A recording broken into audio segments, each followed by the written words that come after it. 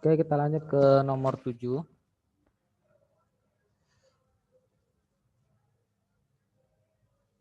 Konsep IPA di bawah ini. Nah, yang sesuai dengan Al-Quran surat Az-Zalzalah ya, ayat 7 dan 8, khususnya tentang IPA fisika. Nah, jadi kalau kita perhatikan surat Al-Zalzalah, nah ini berintegrasi langsung ya. Jadi, mari kita buka ayatnya, ini dia. Nah, artinya, barang siapa yang mengerjakan kebaikan seberat zarah. Nah, ini nih kata kuncinya nih apa? Iya, sebesar zarah pun niscaya dia akan melihat balasannya. Nah, secara logika zarah ini kan kecil ya. Nah, kecil. Sehingga lebih mendekatkan ke mana? Iya, ke atom. Atom kan struktur terkecil saat ini ya. Nah, sehingga apa? Yang A ini massa jenis bukan, yang B ini terang petir, yang D ini terang cahaya matahari bukan, jawabannya C. Oke, kita lanjut ke soal berikutnya. Nomor 8. Perhatikan gambar. Nah, ini ada gambar ya, di bawah ini ada gambar kapal. Nah, pastinya kalau kapal analisa kita berarti di laut. Nah, ini ada bayangan nih. Bayangan atau apa nih? Ada bentuk seperti kapal terbalik. Nah, kapal terbalik. Fenomena di atas merupakan fenomena IPA sesuai dengan apa gitu. Sebelumnya kita harus tahu dulu nih, ini kasus apa gitu ya. Nah, kita harus tahu dulu kasus apa baru kita integrasikan ke ayat-ayatnya gitu ya. Nah, jadi sebenarnya ini sebenarnya kasusnya adalah fata morgana. Fata morgana. Nah, biasanya di sekolah itu dikasih tahu bahwasanya fata morgana hanya ada kasus kejadian di mana kita ngelihat seolah-olah ada air ya. Atau misalnya kita jalan di aspal, kita sedang naik kendaraan, nah, terus kita jalan tiba-tiba di kejauhan seolah-olah ada genangan air. Nah, jadi sebenarnya kalau kita pelajari lebih mendalam lagi, ya, fata morgana ini terbagi 3. Yang pertama adalah fata morgana. Yang pertama adalah namanya fata morgana inferior. Nah, inferior. Yaitu fata morgana yang sering kita jumpain pada keseharian. Di mana misalnya ada aspal ya atau ada padang pasir ya, biasanya gitu kalau fata morgana inferior. Nah, ada padang pasir atau ada aspal. Nah, kita berdiri di sini karena suhunya sangat panas sehingga terjadi perbedaan suhu. Karena aspal itu warnanya hitam atau panas ya, sehingga ada lapisan di sini. Ya, lapisan segininya ini panas sekali. Ya, nih. Kemudian lapisan berikutnya kurang panas. Nah, kemudian lapisan lagi di makin ke atas makin ini dia. Jadi mata kita biasanya itu melihat ketika sinar datang melewati medium yang kurang rapat menuju medium lebih rapat atau sebaliknya kan dibelokkan. Jadi ini dibelokkan. Nah, jadi seolah-olah kita lihat itu adalah pantulan daripada langit karena seperti cermin. Seolah-olah kita ngeliat ada air di sini, padahal itu adalah pantulan oleh ya pembelokan cahaya yang kita lihat. Nah, ini inferior kasusnya jika di bawahnya lebih panas, di atasnya kurang panas. Nah, jadi di sini kurang panas, di bawahnya makin panas. Kemudian yang kedua, ada itu namanya fata morgana superior. Nah, superior ini kebalik, biasanya di daerah kutub ya, kutub utara, kutub selatan atau di tengah laut. Di tengah laut, nah pada saat panas. Nah, jadi karena di bawahnya ini air, jadi kebalik ini dingin, kurang dingin, agak panas. Nah, makin ke atas dia makin panas, maka penglihatan kita yang kita lihat itu dibelokkannya kebalik. Nah, jadi jika di sini ada kapal, seolah-olah bayangannya jadi di atas. Nah, itulah seperti tadi, ini namanya fata morgana superior. Dan yang ketiga namanya fata morgana lateral. Itu biasanya kita sering berdiri di sebuah dinding. Dinding yang panas sehingga seolah-olah kita ada dua. Nah, jadi konsep gambar di samping ini adalah konsep fata morgana. Tinggal kita lihat integrasi ayatnya gitu ya. Pertama, Quran surat An-Nur ayat 39. Nah, Quran surat An-Nur ayat 39 kita lihat di sini. Nah, kalau kita perhatikan surat An-Nur ayat 39 artinya dan orang-orang kafir amal mereka adalah laksana fata morgana di tanah yang datar yang disangka air. Oh, di sini ada kata-kata fata morgananya. Nah, ini kan ada nih kata-kata fata morgananya di sini. Enggak, berarti jawabannya iya, jawabannya A ya. Jawabannya A. Tapi kalau misalnya mau kita lihat lagi yang lain, boleh gitu. Misalnya lihat nih surat Ar-Rahman ayat 24. Kira-kira apa sih surat Ar-Rahman ayat 24?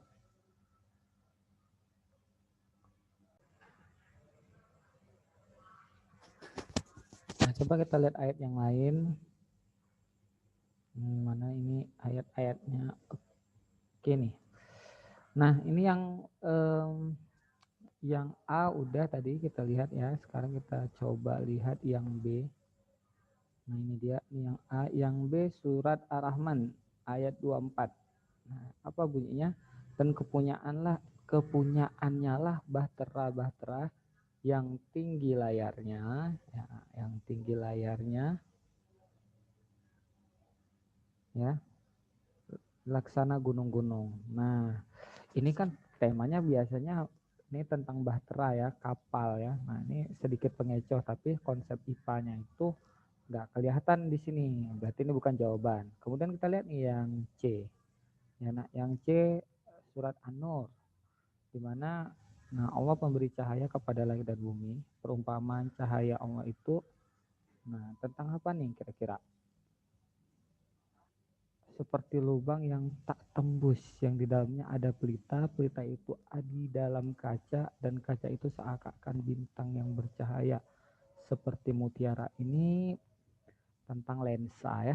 Nah, tentang lensa, berarti ini juga bukan jawaban. Kemudian yang D kita lihat. Nah yang D surat An-Nur ayat 35. Ya, surat An-Nur ayat 35, oh sama ya. Yang D, coba Pak Mulia cek dulu. Nah ini yang D tentang surat Yunus ayat 22. Nah menceritakan tentang apa? Nah di sini ada dikatakan, ups.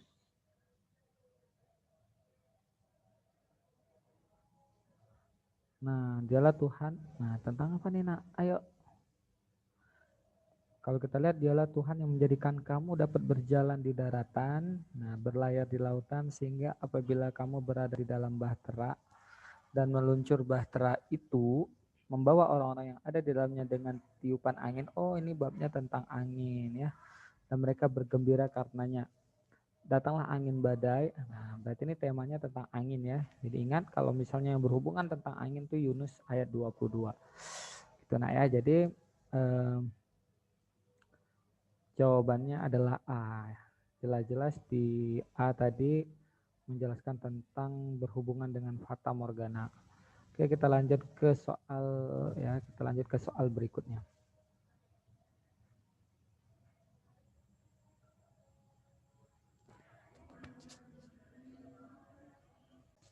Sekarang nomor 9. Nah, perhatikan rangkaian listrik berikut. Nah, ini ada rangkaian listrik, ini sering keluar ya di soal-soal sebelumnya. Apa yang terjadi jika semua baterai dibalik? Nah, tapi kali ini bukan bola lampunya yang dilepas, bukan juga ya bukan bola lampu A dilepas, B dilepas, C dilepas, melainkan baterainya dibalik, semua baterai dibalik. Ya kalau kita perhatikan di soal ya nak, yang ini nggak perlu mau dibalik nggak dibalik ya sama aja, kita abaikan aja. Jadi kita fokusnya yang mana? Ini aja nak. Nah, yang di sini nih yang menjadi sumbernya. Nah kita balik nih, ya kita balik, kita putar. Nah, kita putar berapa? Pertama 90 derajat. Kemudian kita putar lagi 90. Ah, ini kita balik. Nah, Apa yang terjadi kira-kira kalau kita balik? Ya yang tadinya arus mengalir dari ke atas karena dibalik, ya arusnya ngalir ya dari sini. Nah, di sini ngalirnya. Ya sama aja nih, semua lampu bakal menyala. Menyala berarti kita cari dulu nih jawaban yang pasti salah nih. Oh, ini ada lampu yang lampu B hidup, lampu C hidup. Oh, ada lampu yang mati, bukan. Bukan. C dan D bukan jawaban. Berarti jawabannya kalau enggak A, B. Kenapa ini semua lampunya menyala, yang B juga menyala, tinggal yang beda apa nak? Yang beda jarum kompasnya nih. Nah, jadi jarum kompasnya apa? Apakah tidak berubah? Ataukah jarum kompasnya berubah? Ingat nak, pada konsep magnet ya, pada konsep magnet. Jadi dia mempengaruhi arus. Setiap arus yang ngalir akan membuat kutub-kutubnya. Nah, jadi apabila jadi yang awalnya ini utara ini selatan, tapi kalau dibalik bisa jadi nah bertukar, ini jadi selatan, ini jadi utara. Maka jarum kompasnya gimana? Ya berputar gitu ya. Karena apa? Jarum kompas kan juga mengandung utara selatan. Jika utara dengan utara, ya maka dia menyimpang. Jadi jawabannya mana nih? Iya, jawabannya adalah B. Semua lampu menyala dan jarum kompas berubah. Itu nomor 9 ya. Oke, kita lanjut ke soal berikutnya. Oke, nomor 10. Manakah pilihan yang paling benar di bawah ini merupakan penerapan IPA? Ya, penerapan IPA pada surat An-Anfal ayat 16. Oh, lagi-lagi integrasi itu ya, total.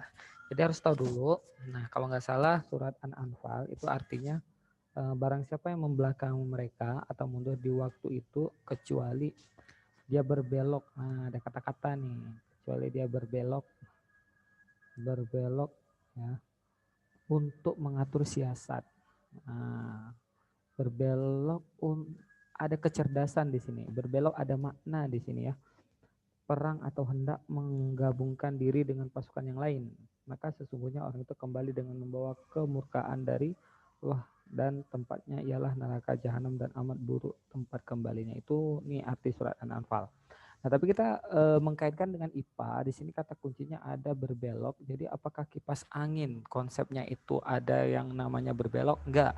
Kipas angin konsepnya sama, itu mengubah listrik menjadi energi gerak ya. Nah, dan gerakannya itu memutar. Sedangkan kulkas itu merupakan termodinamik, artinya mengubah suhu. Kompor gas juga sama nih. Kompor gas mengubah energi kimia menjadi energi panas. Nah, setrika listrik. Jadi sebenarnya setrika itu ya di dalamnya itu ada bifoil yang membuat dia jika sudah terlalu panas maka nah tombol ini mati sendiri. Kemudian ketika sudah dingin kembali dia hidup lagi. Ada apa di dalamnya? Ternyata ada bifoil. Nah, apa itu Pak Mulya bifoil? Bifoil itu adalah dua buah logam yang dilengketkan. Nah, gini, satu logamnya dan berbeda jenis, sehingga apa? Logam akan membengkok ke massa jenisnya yang lebih tinggi, gitu ya. Nah, kenapa yang lebih tinggi? Biasanya massa jenisnya koefisien jenis kalornya itu besar, sehingga dia pertambahan panjangnya itu lebih lama. Jadi kan beda-beda dia. Nah, kalau kawat bertambah panjang segini, aluminium beda, besi, baja beda-beda. Nah, ketika dilengketkan kemudian yang ditaruh listrik supaya panas, jadi belok dia. Nah, jadi berbelok. Mungkin ini terlalu pendek ya, ke bawah sedikit. Nah, ketika dia berbelok, nah ini dia ada tombol gitu. Nah, yang di dekatnya sehingga tekan mati. Ketika suhu kembali lagi normal, dia akan lurus lagi. Ya, itu ya. Jadi jawabannya apa? Jawabannya yang berhubungan dengan kata-kata berbelok untuk mengatur siasat, ya setrika listrik, jawabannya D. Oke, kita lanjut ke soal berikutnya.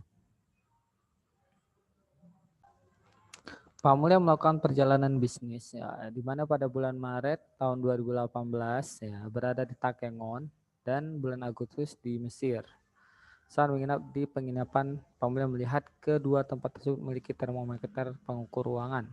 Manakah pernyataan yang paling benar dari kisah berikut? Kayaknya ini soal ini dengan soal yang ada di tryout sedikit berbeda di lokasi negaranya ya, tapi nggak apa-apa, konsepnya sama.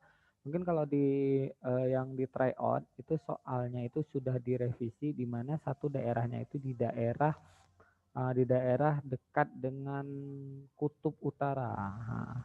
Kutub utara. Sedangkan satu lagi di daerah Mesir yang panas.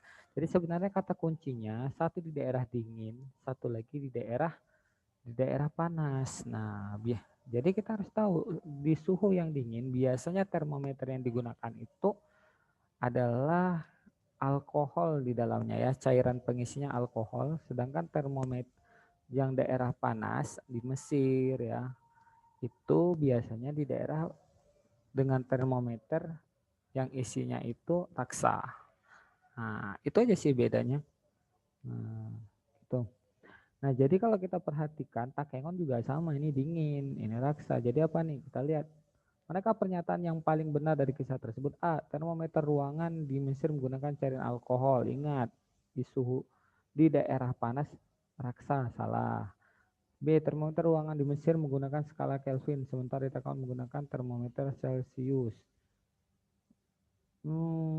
Ya terkadang kalau ini kan masalah skala nih nak. Kalau skala mau di mana-mana aja boleh, nggak kurang tepat ya. C. Termometer yang digunakan tempat tersebut adalah termometer yang sama baik skala maupun cairan. Tidak ada jawaban. Kali ini jawabannya D. Tapi nanti kalau ketemu ingat ya, di suhu yang dingin itu menggunakan cairan alkohol, di suhu yang panas menggunakan raksa. Oke, kita lanjut ke soal berikutnya. Oke, kita lanjut ke soal nomor 12. Jika sebuah benda ditunjukkan angka yang sama pada termometer Celcius dan Fahrenheit, yaitu X, maka termometer apakah yang digunakan agar skala yang ditunjukkan sesuai dengan terjemahan ayat Al-Quran yang tafsirnya, para ibu hendaklah menyusukan anak-anaknya selama 2 tahun penuh, yaitu bagi yang ingin menyempurnakan penyusuan, dan kewajiban ayah memberi makan dan pakaian kepada para ibu dengan cara ma'ruf, seorang tidak dibebani mereka menurut kadar kesanggupannya. Jadi sebenarnya ini hanya menyinggung tanpa kita tahu pun tentang arti ini ayat berapa kita juga bisa jawab. Tapi kalau misalnya bagi anak-anak Pak Mulya atau misalnya siswa-siswi yang mengetahui ini apa lebih bagus lagi. Nah, kalau kita lihat kan termometer Celcius itu suhunya kan 100 derajat Celcius. Titik didih ya. Titik bukunya 0. Sedangkan termometer Fahrenheit titik didihnya Fahrenheit. Berapa Fahrenheit tahu? Ya, Fahrenheit 212 ya. Nah, dan titik bekunya itu 32. Nah, 32 nih. Jadi dari skalanya aja nggak mungkin nih. Kalau kita lihat ini misalnya 0 di sini, nggak mungkin bagian atas ya kan. Nggak mungkin bagian di atas nih, pasti di bawah. Iya, ternyata pada suhu min 40 termometer Celcius dengan termometer Fahrenheit akan menunjukkan angka yang sama gitu. Nah, ingat ayat Al-Quran tidak ada yang negatif. Supaya negatif, ubah yang kira-kira termometer apa nih yang jadi positif? Iya, termometer Kelvin. Kenapa? Titik beku Kelvin aja 273. Ya kan titik bekunya. Maka dikurang 40, 233. Iya, 2233 itu ini surat Al-Baqarah yang artinya ini. Jadi termometer apa? Kelvin. Raksa enggak, alkohol enggak, apalagi Rankin gitu ya. Jadi nomor 12 jawabannya B. Gitu. Mari kita lanjut ke soal berikutnya.